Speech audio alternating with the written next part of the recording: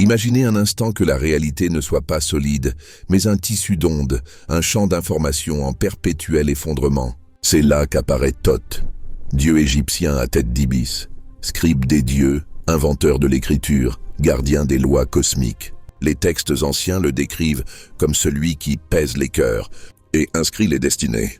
Mais si Thoth n'était pas seulement un mythe, mais le premier physicien quantique, dans la physique moderne, la réalité n'existe qu'au moment où elle est observée. L'expérience de la double fente le prouve. Une particule se comporte comme une onde tant qu'on ne la mesure pas. Dès qu'on l'observe, elle devient particule. L'acte de conscience fige la probabilité. Or, dans les temples de Thoth, les prêtres incantaient des formules précises avant chaque rituel. Pourquoi? Parce que la parole, selon eux, structure le chaos. Le son, la vibration, l'intention. Voilà les clés. Les hiéroglyphes n'étaient pas de simples dessins.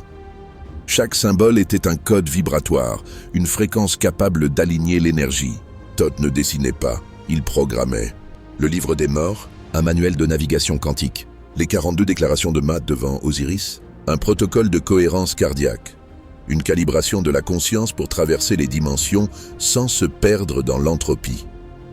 Aujourd'hui, on parle de qubits, d'intrication, de superposition. Mais Thoth parlait déjà de l'un et le multiple. Il savait que toute chose contient son contraire, que le temps n'est pas linéaire, que passé, présent et futur coexistent dans le Djed, la colonne vertébrale du monde.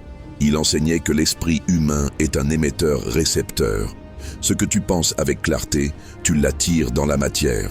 Ce que tu crains, tu le matérialises. Alors oui, la science rattrape le mythe. Mais Thoth, lui, n'attendait pas. Il te regarde, stylet à la main, et te dit « Tu n'es pas dans la réalité, tu es le stylet, écris bien ».